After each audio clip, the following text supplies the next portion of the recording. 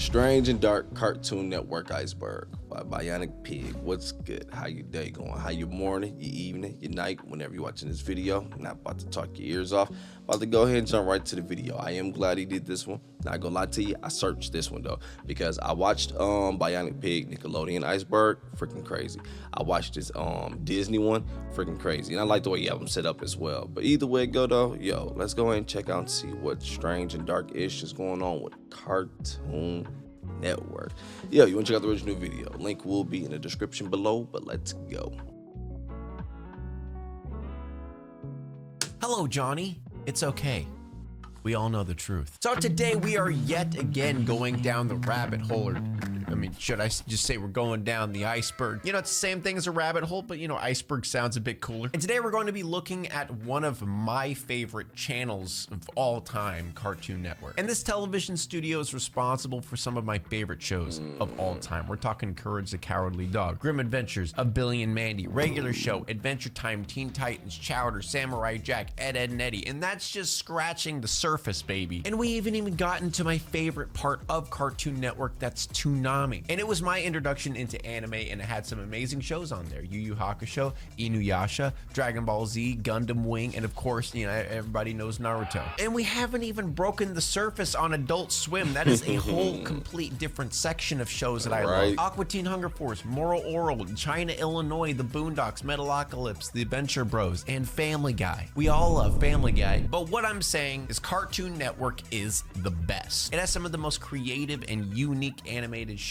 You know, way better than Nickelodeon and Disney has ever done. I could literally make an entire episode. I don't think I'd say way better than Nick, but yeah, I probably would say better though. I may say way better than Disney. Shows. You know, way better than Nickelodeon and Disney has ever done. I could literally make an entire episode on the era of Toonami, or why the hell they canceled Chowder. Why did you cancel Chowder? Why? There's so much. Someone on stream recently told me Johnny Bravo got canceled or is trying to get canceled. I'm not really one for canceling, don't get me wrong, but I can see how Johnny Bravo would get it though. Oh yeah, I can see Johnny Bravo getting canceled. Why the hell they canceled Chowder? Why did you cancel Chowder? Why? There's so much I love about this studio, and that's why it's going to be so much fun digging deep and finding some deep, dark secrets behind this channel. And I'm just going to try to stay in the confines of just Cartoon Network. You know, I'm not going to go into Adult Swim or Toonami. I kind of feel like they're their own thing. So I'm just going to stick within the realm of Cartoon Network. Because let's be real, Adult Swim by itself has some extremely weird shit just on the surface. And something I really found out researching this, and this is a very positive thing in a way, is boy, Cartoon Network has very little controversy, or at least from what I've seen. So a lot of this is just more going to be interesting facts. I mean, sure, there's going to be some creepy stuff near the end, but it's a lot of interesting stuff. So for those who are new to Iceberg videos, basically the concept of my Iceberg videos is there's 5 different tiers. The more you go down, the more disturbing, obscure, and dark it gets. And the last tier is the thing I save for the more, you know, really triggering stuff, which for Cartoon Network, not as bad as Nick or Disney, but shout out Cartoon Network. So fair warning before we move on. Are you guys tired of your lives being stricken with the dark, depressing fact that you yourselves do not own a pair of Raycon earbuds? Well, let's change that. Raycon is a company that I am no stranger to, and you're probably no stranger to either if you've been a subscriber of mine for a while. I've been with them for the better part of a year, potentially even 2 years, and these bad boys have been sticking with me the whole time, have had 0 issues with them whatsoever. Still the exact same quality I had since I got them. And these ones are the everyday earbuds. They look, feel, and sound better than ever. And one of my favorite things about Raycon earbuds is the fact that they do not come out. They have optimized gel tips for the perfect in-ear fit. I call bullshit, man. I cannot wear those type of headphones. No matter what, they fall out. That's why I hate them. People always say, oh, you gotta try this, do this. I put them in my ear, fall out. What the hell? BionicPIG went crazy. Oh, I think he's showing that they can't fall out. Or you can go to buyraycon.com/BionicPIG to get 15% off your purchase. do it today. So the I'll leave a link the tip in of my the description as iceberg, well. things that a lot of people know, but you know, some people don't, or maybe some people it's like dormant in their memory and I'm about to pop it in your face. Cartoon Network City. Now this is something I remember, and I'm sure a lot of you probably remember as well. This was the fourth era of the Cartoon Network that lasted only a couple years, where there were bumpers between episodes that displayed all of our favorite cartoon characters in a city kind of interacting with each other. And I just wanted to add this one because for me, this was just like the coolest thing. I never noticed. Was Johnny peeping on? Episodes that displayed all of our favorite cartoon characters in a city kind of interacting with each other. And I just wanted to add this one because for me, this was just like the coolest thing back then. You know, seeing all your favorite characters interact with each other. And not only that, but this is just a very creative and well thought out bumper. Like, you know, bumpers are just like in between episodes, little tidbits, but this is very well put together. And it shows Cartoon Network's creativity. You could actually get a full printout of Cartoon Network City, like a full map of the Cartoon Network City. Every area had a purpose and they always stayed where it was. You know, nothing really was contradictory or anything. Top tier memory for me. Love this stuff. The next one's a bit more obscure. Kinda cool. Powerpuff Girls Z. Now this one just came as a big surprise to me. Apparently they made a Powerpuff Girls anime in Japan. The anime was co-produced by Cartoon Network Japan and Aniplex and Toei Animation, which I don't know if you guys know this, that's dope. but those are two enormous anime companies. Like Aniplex is responsible for Full Metal Alchemist, Kill la Kill, Gurren Lagann, Gintama, and even Bleach. And obviously not even to mention Toei Animation, we all know that's just all Dragon Ball and Dragon Ball Z, Dragon Ball Super, etc. So it's a very big surprise that this show was made and, you know, not many people were really aware of it. Me personally, I'm kind of curious how it was. Like, was it good? And the anime's English language adaptation was actually produced in association with Ocean Productions, which was also with Dragon Ball Z, and it was aired on Cartoon Network in the Philippines and Boomerang in Australia and New Zealand in 2008. So it never really got much airtime at all in America. I never even so heard of that. That's why we've never heard of it. I mean, me personally, I feel like it would have been a really cool and Is that Mojo Jojo? That is hella dope. And the reason why I was so intrigued, because I always tell you, I don't care what you say, dog.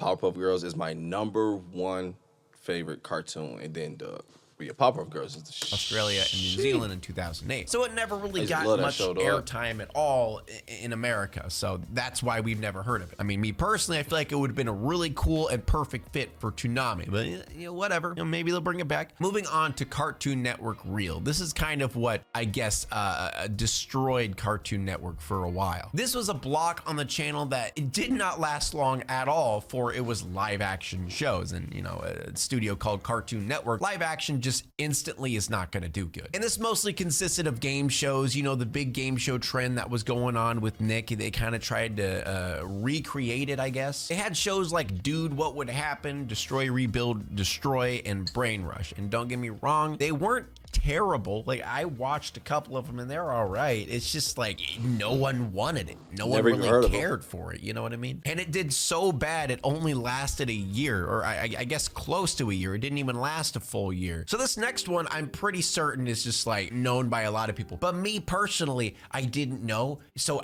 I don't know. I thought it was pretty cool. Apparently, Ace became the basis of Gorilla. Now, the reason this is very interesting is if you don't know who Ace is, he's actually a character off of Powerpuff Girls. On Powerpuff Girls, he was a leader of the Gangrene Gang, and he became a temporary basis for the Gorillaz' 6th studio album, The Now Now, while Murdoch was in prison. You know, all this is within their, like, you know, fictional band world. And then after Murdoch's release from prison, apparently he stated that Ace had gone back home and that he was taking time out to write his memoirs, which is just, it's just cool. Like, it's so cool seeing a character from Powerpuff Girls come on to the Gorillaz. And you can actually sleep on Powerpuff Girls, though. Dog, the show is legit fire. They be scrapping in them more. They got powers and they be using them. It ain't like, I ain't gonna throw no shots at Ish. Yo, it's fire, dude. Nigga, is that Charlie Wilson on the wall? Who the hell is that? So cool seeing a character from Powerpuff Girls come on to the Gorillaz. And you could actually see Ace in the music video for the song Humility, you know, that one with Jack Black in it, which I don't know, maybe everyone knows this and I'm just stupid, but this was cool to me. Next, we have The Annoying Orange Show. Cool to me. Next, we have The Annoying Orange Show. Yay. Now this one isn't really unknown. It's just the fact that it ever even existed, or even the possibility that was even thought of in the first place. Its mere existence strikes fear into the hearts of millions. Now, for those who are unaware, there was a YouTube channel known as The Annoying Orange, and it blew the frick up back then. It just depicted an orange, and then they cropped their lips and eyeballs onto an orange, and all the orange did was just what the title says, be annoying. You know, it was the era of YouTube where pitching up your voice slightly was literally just peak comedy. And for some strange reason, Cartoon Network's like, yeah, we should make an entire show based around it. Take Annoying Orange YouTube channel, make it into a full-fledged show. That makes sense. And it lasted 60 episodes. That's 2 seasons. That's longer than Chowder lasted. How? Sunday Pants. Now this one's an interesting show that I never knew existed. This show only lasted a month in 2005. Apparently it was supposed to be next to What a Cartoon. You remember that show where it showed like little animated... What? Cartoon? I think it was something like that, right? Because that's how everything was introduced as far as Dexter, Powerpuff Girls, what was it, Cow and Chicken, Johnny Bravo, a few other things. And supposedly it was like we can vote and pick, and those were the ones that became like official cartoons, if I remember correctly. But yeah, dog, Cartoon Network is fire. That's dope. They don't really have too much crazy dark-ish. I mean, I'm gonna let the video play out, see what happened.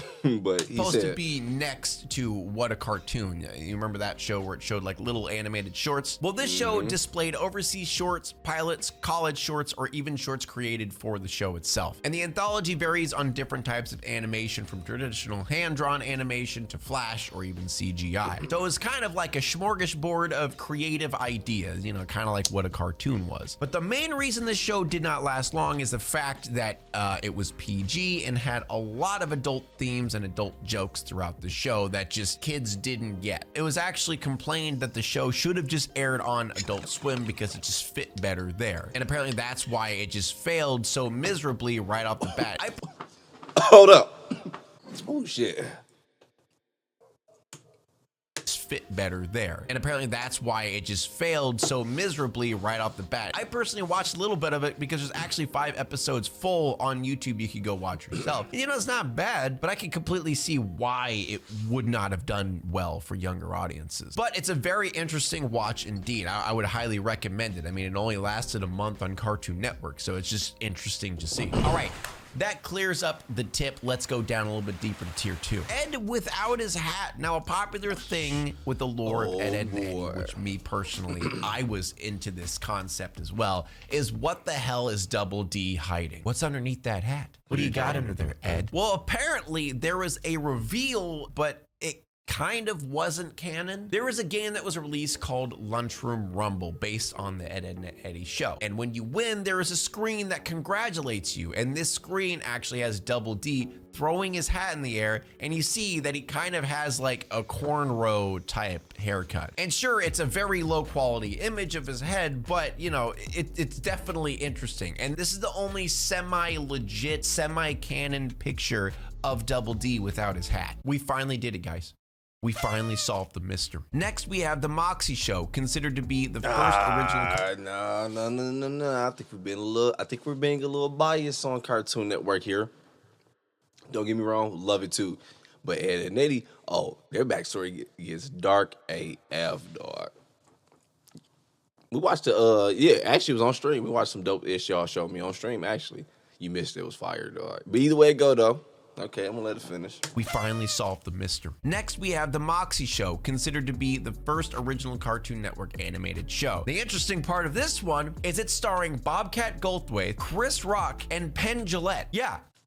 What? This is one of the weirdest combination of actors I've ever seen in my life. And the show itself was kind of strange, and it also doubled as kind of like a Cartoon Network bumper as well. And I mean, it did pretty well. You know, it lasted a long time, and you know, it got Cartoon Network started on other shows as well, because that was its first original show. Did well enough where they could move on and do more. So it's a good thing. It's cool to see what the first show was. And you could actually see a lot of this stuff on YouTube. You could find a lot of this on YouTube, which I would highly recommend you do because a lot of it's interesting. Talking about interesting, the Johnny Bravo talk show called JBVO. Now, this show was just such a cool idea, but I completely get why it didn't last. It was kind of just doomed to fail from the start. But basically, this show was a request show where Johnny was the host and viewers of Cartoon Network would request by mail-in or they'd go to the website and they request episodes. You know, episodes of any show that they wanted to watch. And then Johnny Bravo would do his type thing, do his little attitude and stuff like that, and do a little commentary, and then play the episode. Which, as a kid, you know, this would be pretty cool to see. You know, your favorite Johnny Bravo character addressing you directly and playing your favorite episodes. But the reason I brought this up, not only is because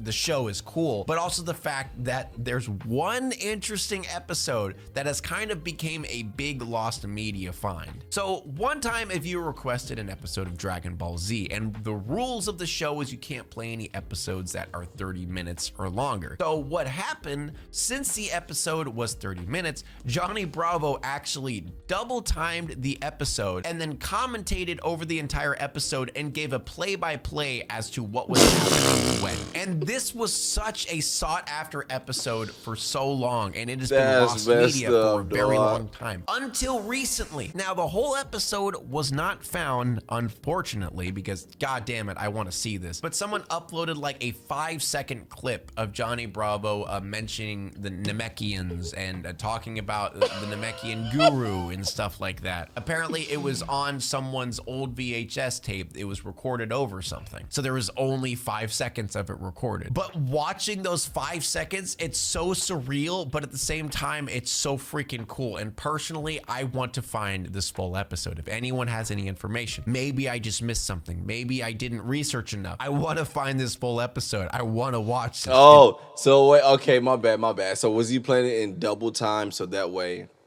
the viewer can still get their request, get their wish? Like, all right, you know what? Since it's 30 minutes, I'm gonna just speed it up, double it. Now it's 15 minutes. Is that what he was doing? Because I thought he was being like a smart ass, like, look, you know we can't do this, but F it. I'm still gonna play it, but I'm gonna speed it up, and then I'm gonna also commentate over it to make it annoying. So which route did we take? You gotta let me know. Something. Maybe I didn't research enough. I want to find this full episode. I want to watch this. It's so cool. Okay, next. Everyone's gonna love this one. Wonder Woman facial. Now, again, this might not be super unknown or obscure, but it's just one of those things as to why. Why did they do it? So there's an episode on Teen Titans Go, which, you know, everybody loves Teen Titans Go, right? Yeah, it's some of your favorite stuff. I mean, sure, it took a fat dump on the original Teen Titans, which actually was a good show, and then belittled the original show and made it look like shit. But anyway, there's a scene on Teen Titans Go that just is problematic. So basically, I guess they're doing a talent show. I don't really care to watch the episode for context personally, because, you know, context doesn't necessarily make it any better. But Beast Boy, for a talent show, turns into a cow and then just blows his load all over Wonder Woman and the entire judge room. Even blows his load into the mouth of Batman.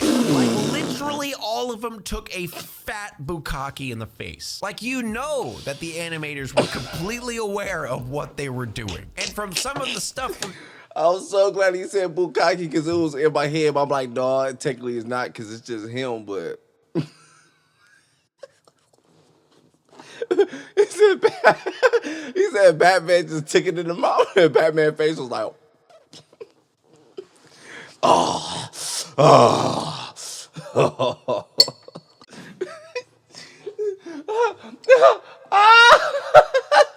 Wonder Woman got like 3 shots to the face. Oh, I'm out of freaking baby wipes. I ain't spilled that much. Oh, my socks, though. That is wild, Teen Titans. Y'all crazy for that one, though.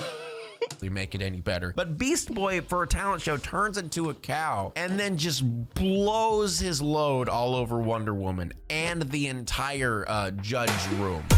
Even blows his load into the mouth of Batman. Like, literally all of them took a fat fat bukkake in the face. Like, you know that the animators were completely aware of what they were doing. And from some of the stuff we're gonna hear later on, you know those animators are freaks, man. You know they did this on purpose. You know. But just the fact that it was on Teen Titans Go, like the baby version of Teen Titans, is just damn.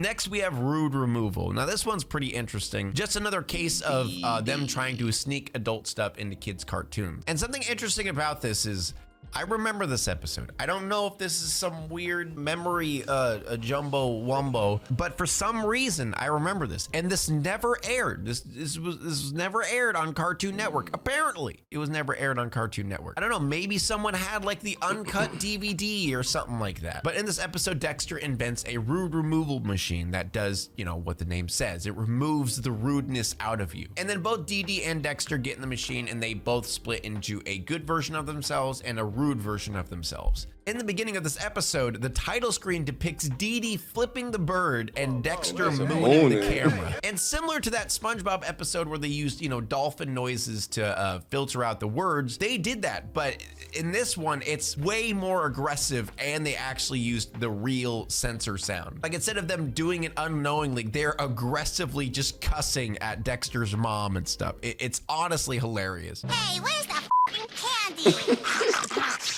Hey, watch where you're throwing that! And you could actually find the entire episode on YouTube, and the episode is, again, hilarious. And not only that, but someone did sentence mixing, which, if you guys don't know what sentence mixing is, basically it's when you take words that the characters say, jumble them up to sound like other words. They did that, and they made it very convincing. That's what they're called. I always thought that was called, what's that dank dude name? Who be taking interviews and messing them up. Oh, dude, it'd be so funny. Damn, I forgot what it's called. But I always thought that name was what it was actually called. Which, if you guys don't know what sentence mixing is, basically it's when you take words that the characters say, jumble them up to sound like other words. They did that, and they made a very convincing recreation of the episode where they're actually cussing. Not gonna lie, it's pretty good. Hey, where's the fucking candy? All right, time for tier 3, going a bit deeper, baby. Let's start with something that everyone loves. Cartoon boobies. I know what you watch. I know the stuff you're into. Time for tier 3, going a bit deeper, baby. Let's start with something that everyone loves. Cartoon boobies. I know what you watch. I know the stuff you're into. You're weird. Stop it, it's not healthy. The topless Heather scene in Total Drama Island. Now, Total Drama Island is not, afraid of their controversies. They've had a few, but this one was just interesting because it has a topless, uncensored scene, which, as for a channel whose target audience is children, not okay. So this one's a bit up for debate whether or not it's real or if it's fake. There is a scene on Total Drama Island, and this is the real scene. This is actual scene in the show where Heather's top gets ripped off by a branch, and then she stands up, shows her titties, but they're blurred out. They're like pixelated out, which I just want to mention, already weird. Like, these characters are supposed to be 16 years old, or at least Heather is from what I've seen. So it's just the fact of them adding a topless scene at all is just weird. But there's actually a version that was put on YouTube that shows it without the pixelation, and oh my god, it's so convincing, and it's so hard to believe that it's faked. And I just want to mention, it's not confirmed if it's fake. Actually, the majority of people believe it's real. So that begs the question, did the animators actually animate real cartoon boobies and then pixelated? I mean, why would this scene ever be shown in the first place? It doesn't make sense. There's even more rumors that that uncensored boobie scene was actually aired in Canada, but I mean, you know, that one's a little bit far-fetched. But the only reason I believe that the actual, you know, boobies out version that is on YouTube, you can go watch it. Obviously, I'm not going to show it. The reason I believe it's real is the fact that they pixelated it. They gave like a classic censor pixelation of her boobies instead of doing what most cartoon channels do and just like would cover it with another, like maybe a tree branch. I feel like that shows that they definitely did animate the actual boobies, which is just weird. Next, we have an alternative Adventure Time Enchiridion title screen. Now, this one short and sweet. On the episode titled The Enchiridion, the title card was originally supposed to be very graphic, showing Finn basically gutting Jake and ripping out his organs on the title screen, which is pretty graphic. I mean, I can show it on my video, right? Like, I don't think YouTube's gonna take it down or you know, flag me for this, right? But I can see why they opted to get a more censored version of this for kids, because it's honestly quite brutal. I'm not gonna lie. Next, we have the Clarence American Psycho reference, which this one is honestly kind of just hilarious. American Psycho as a whole is just a memeable movie. There are many things in American Psycho that are just ridiculous. But there's a scene in the show, Clarence, that depicts a recreation of the... Hold on real quick. All right, there we go, dog. I'm really hoping we get into some damn CampCrystalCharlie, dog, because with that being on Cartoon Network and this being a Cartoon Network Iceberg, come on. Dark and Strange and Dark Cartoon Network Iceberg, we got to get to Courage, dude. Courage was just freaking dark. Ridiculous. AF. But there's a scene in the show, Clarence, that depicts a recreation of the introduction of the main character in American Psycho. This one is just interesting as it's such a weird thing for a kid's show to do a nod to American Psycho of all things. Anti-racist PSA. Now this one I feel like a lot of people probably have seen, and you know, it was trending on Twitter a little while. The Cartoon Network released an anti-racism PSA depicting two kids, one white, one black, talking about getting married when they're older, and then one says they can't get married because the other one's black and one's white. And then they send a Steven Universe character down and says, don't be racist. And this, for some reason, made everyone's minds explode. Like, people lost their freaking marbles about this. I've never seen so many people freak out over someone saying, don't be racist. But the huge debate was like whether or not children should be introduced to racism or shown what racism is and how you shouldn't be racist, etc. Which, my personal opinion, it's literally a video of someone saying, don't be racist. If kids see a video that says, don't be racist, I don't understand how it's bad. But personally, I think the reason people were upset is the kids were gay, but I don't know. I'm not gonna get into that, okay? I just wanted to mention it. We're gonna move on. And I just wanna say, I said this in the beginning, and I think you're starting to realize Cartoon Network does not have much controversy. I searched, man. I dug. They have nothing compared to Disney or Nickelodeon, which is a good thing. You know, when it comes to humans, I could definitely see that. I could definitely see that being the thing. But cartoon-wise, man, come on, dog. Ed and Eddie-ish creeped me out hearing that. It was so good, dog. It's really dark, too. Courage, yeah. I said that like a million times. We know that one. Man, I dog. I think we've been a little biased compared to Disney or Nickelodeon, which is a good thing. You know, I like Cartoon Network. But moving on, I feel like this is probably one of the biggest controversies they've had. The Mooninites bomb scare. On January 31st, 2007, the city of Boston united to fend off a citywide terror threat. And this terror threat came in the form of Mooninites giving you the finger. Apparently, someone mistook these Aqua Teen Hunger Force little things as bombs, which is both scary and kind of hilarious. But Turner Broadcasting, the parent company of Cartoon Network and Adult Swim, got in very big trouble over this ad campaign. It actually terrified many people in Boston. This actually pushed the president of Cartoon Network to literally step down because of this fiasco, and they ended up having to pay Boston $1 million settlement over an ad campaign, which, I mean, you know, in hindsight, you know, putting fake bomb-looking things on an ad, maybe not the best idea. All right,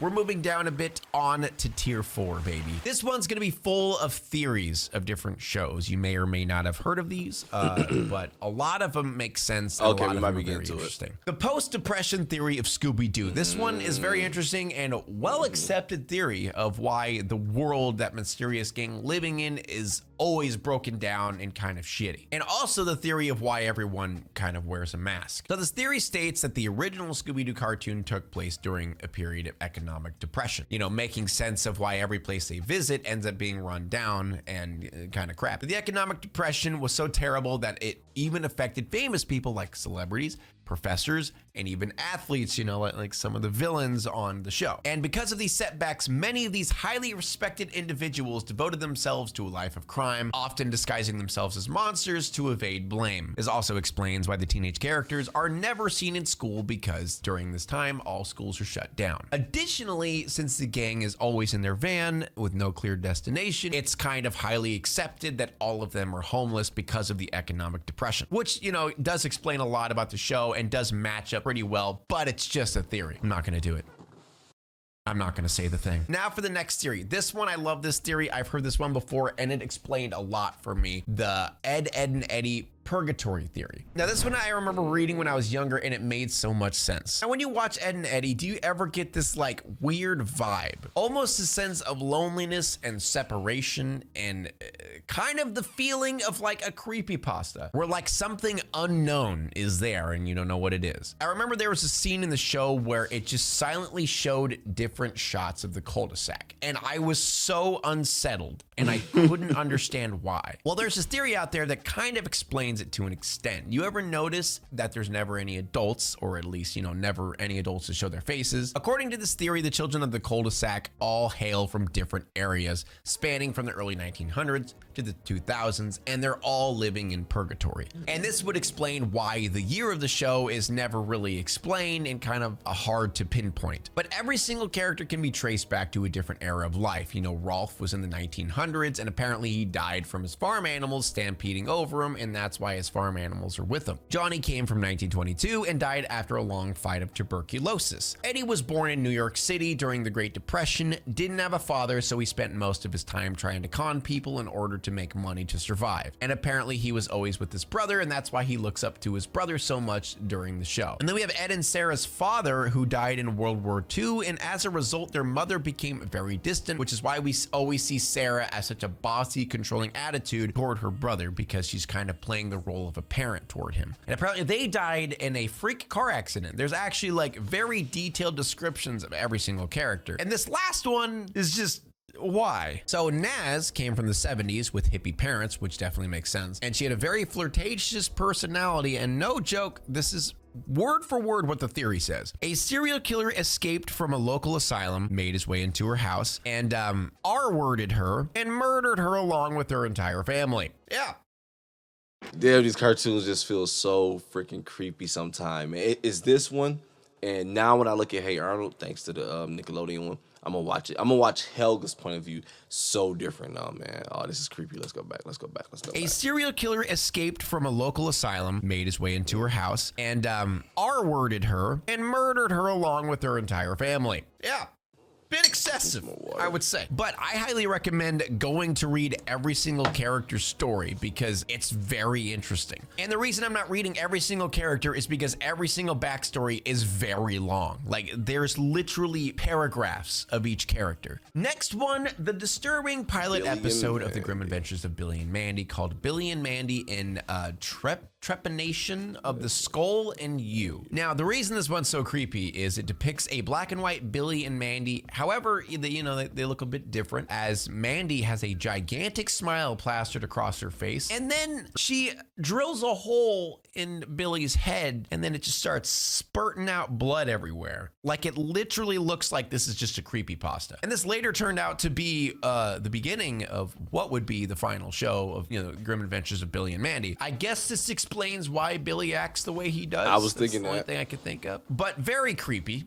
That's all I'll say. Tier 5. So this one has everything that would be considered triggering or unsettling. So, fair warning before we get into this. Tier 5. So this one has everything that would be considered triggering or unsettling. So, fair warning before we get into this. So next we have Skylar Paige controversy. This one is just kind of strange. On July 3rd, 2014, Skylar Paige was fired from Cartoon Network after having a mental breakdown infrequently caused by bipolar. And the reason this doesn't make sense is bipolar does not cause sexual harassment you know? But then he was accused of sexually harassing someone named Emily Partridge, who's a writer from another show. Jeff Rowe said on his Tumblr page that Skylar is currently in the hospital seeking medical treatment for his bipolar disorder. Supposedly, he did stuff like putting cigarettes up his nose and running around shirtless, which I guess could be like a manic episode of a bipolar situation, but the sexual harassment, that you can't blame that on bipolar. And apparently the sexual harassment, which makes this even weirder, is Skylar Page just made an E.T. hand toward Emily Partridge's crotch. So basically he just poked her crotch. And I don't know if he's using the ET as like an excuse or like a way to explain it away as a joke, but in what way is that normal or okay? But this one's just interesting, you know, with this mental break and the bipolar disorder and then the ET crotch poke. And now we got another instance of animators being weird. Now this one, I'll admit, is more of just like funny, I guess, compared to anything else. So Rebecca Sugar is the creator of Steven Universe. I don't know why it keeps being Steven Universe. And again, this one's just funny. She drew some nice Ed, Edd and Eddie porn, like full on Ed, Edd and Eddie getting it on action, full. Apparently she drew this in her 20s. I just want to mention this, but personally, I just find this hilarious that she went on to create a very popular animated show for children while she also was, you know, drawing some Ed, Edd and Eddie porn beforehand. Okay, this last one, save for last, one of my favorite ones, the Skinwalker theory of courage. Now this one has some real merit to it. You know, it's not just a theory just to be a theory. It's actually real. What if I told you Courage the Cowardly Dog was based on a true story? The rundown old house you see in every single episode of Courage the Cowardly Dog, what if that was based on a true location? And this real location has a very interesting backstory. Now, I do want to mention this theory did get a little bit popular, like in the realm of Reddit and maybe a little bit on TikTok and just, you know, Twitter posts here and there. And a lot of the facts of this are kind of all over the place, but I did my best to research as much as possible to kind of figure out what really is going on and what actually happened at this house. Now, a lot of people say it was an elderly couple and a dog, but actually it was an elderly couple and a cat, which, I mean, to be fair, the pet doesn't really matter regardless, you know, it's just a pet. Their names were William and Margaret. William was apparently described as a not so nice person, whereas Margaret was described as a very nice person. They owned a business called Patterson Photo Supply. And the reason this is so talked about is the fact that they were actually known in the community and their disappearances are still not solved to this day. There's definitely a lot of mystery and theories that go behind this. I mean, this case, again, still hasn't been solved and still is open. Apparently, friends of the couple told police that they went on an extended vacation to Florida and had sent instructions to distribute their assets and property to their friends, family, and employees, which obviously is pretty suspicious. And also friends who have talked to him days before their disappearances heard nothing about them traveling or going on vacation or even seemed like anything was off at all. It just seemed like a normal day for them. And what makes things even weirder is some friends even mentioned that they actually made plans to hang out like a week in advance, you know, before they disappeared. And the scene that was described at the house is as following. Margaret's fur coat and the couple's other expensive clothes were left at the cleaners.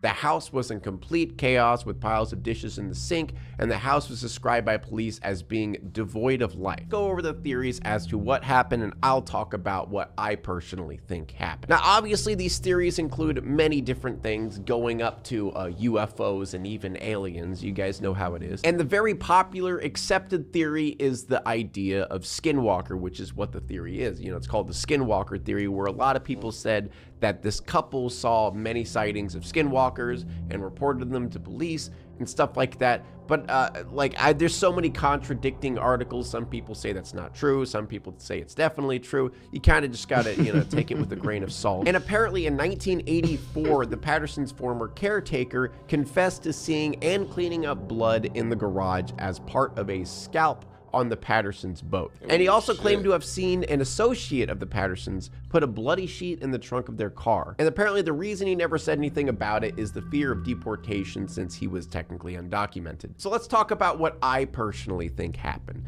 There's this man named David Ray Parker, and he has another nickname. He was called the Toy Box Killer. So Margaret and William Patterson and their pet lived in a town called Truth and Consequence. This man named David Ray Parker, or better known as Toy Box Killer, was living in a town called Elephant boot or butt, I don't know. But that was approximately 7 miles north of Truth and Consequence. And let's give you guys a little bit of an idea of what this man was known for. David Parker Ray was an American kidnapper, torturer, and suspected serial killer. Though no bodies were found, Ray was accused by his accomplices of killing several women and was suspected by the police to have murdered as many as 60 plus women from Arizona. Apparently, Ray soundproofed a semi-trailer, which he called his toy box, and equipped it with items used for sexual torture.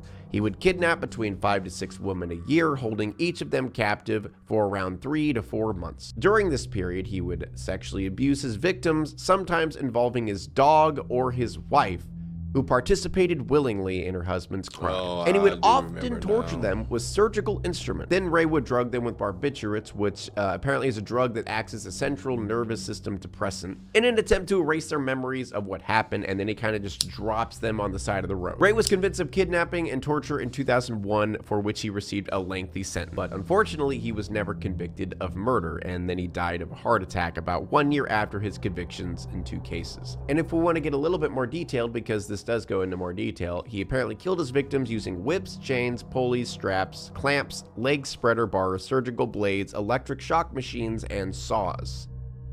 Holy shit. And apparently there was a mirror mounted on the ceiling above the table to which he strapped his victims. How did this man not get charged with murder? But anyway, getting to my theory, this man killed 60 plus people, and he lived 7 miles from Truth and Consequence, and apparently he was known to go to different towns to kidnap people and to, you know, do whatever he did. And as it said in the police report, there has been 0 bodies found. He's been accused of 60 plus murders. However, 0 bodies found, and that couple are completely missing. And they were completely missing out of the blue, with no response from anyone, with no signs showing that they were going to leave. And apparently by this article, their friends received notes from them saying where they were going and what they were doing. So the possibility is there that David Ray Parker potentially kidnapped both of them and, you know, did whatever he did, and then left notes for their friends. Now, you gotta remember, this was in the 80s. You know, serial killers and murderers kind of could just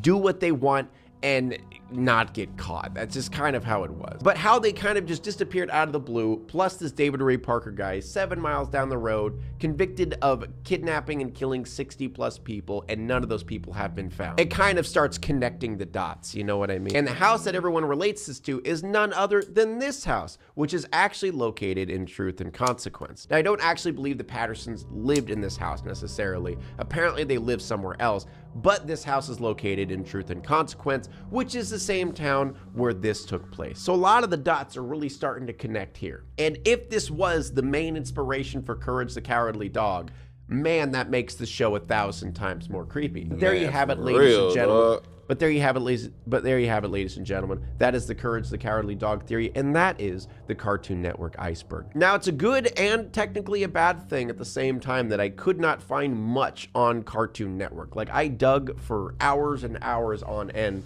trying to find as much as I could. I do agree. I do think it's a good and bad. It's cool. It's like, yeah, Cartoon Network ain't had that much bad-ish, whatever, so far. One of y'all were telling me about the... I'm wait. Like, I dug for hours and hours on end, trying to find as much as I could, as much dirt as possible on Cartoon Network. And I'll be honest, there's not much. Now, as I said before, this could be a good thing or this could be a bad thing. That could just mean the Cartoon Network is good at hiding things, or that could just mean Cartoon Network is actually surprisingly a good studio who doesn't do disgusting things like Nickelodeon or Disney. But I will admit, that is hard to believe. But a part of me wants to believe that Cartoon Network is actually this good and not as terrible as these other companies. But what do you guys think? Leave in the comments below. Do you think Cartoon Network? I do believe Cartoon Network itself. I don't know about anyone who done anything based off of the network. Like, yeah, I'm upset, so I'm gonna do some heinous ass crime because I related back to the show. I'm not talking about that. I'm talking about within the network itself. Just like he just said, I'm not gonna lie. It could be being a little biased, but yeah. I do strongly believe it ain't like no crazy-ish behind it. Well, I know there's some everywhere, but I mean like no heavy shit where it's like back to back to back. Like, oh Man, you know what I mean. Let's get back to this as video. terrible as these other companies. But what do you guys think? Leave in the comments below. Do you think Cartoon Network has some stuff that I don't know about? If you want to tell me about something that I maybe have missed, please leave in the comments below. If you want to see a different type of iceberg, please let me know what kind of iceberg you'd like me to cover next, because I do enjoy going down these rabbit holes with you guys. But thank you so much for watching this video. Please like and subscribe. Tell your friends about me, especially your mom. Nope. But look, I ain't gonna lie though, dude. I do like the way that he does his icebergs. I love them. I do want more. I would love if he's still doing them. I would love. Well, yeah, we just watched the recent one. No, those were from a year ago. But either way go though, I would love if he touched on the Rugrat one. That one was so fire, and I watched so many on YouTube. I'm like, dog, man, no one's really hitting it like that. Legit. All of these babies' backstories are so freaking creepy, but then when you look into the parents, it's like, whoa, this shit gets dark AF. And I know it's just a cartoon, but I think it's more for the nostalgia feel for me, where I just feel that emotional attachment. So when I hear the story, basically how they say ruin your childhood, basically. So it's like, damn, you just watch it burn. It's like, that is freaking crazy. But yo, either way it go, I'm gonna go ahead and get up out of here. You go ahead and enjoy your day, your morning, your evening, night, whenever you're watching this video, dog. Do me a favor, click that like button for me. I appreciate it. I'm about to go ahead and click it for Doggy Bone right now. See, and I'm gonna go ahead and sub. This is my third time out here. Might as well go ahead and sub and turn my bell on. Hey, dog, but I'm out.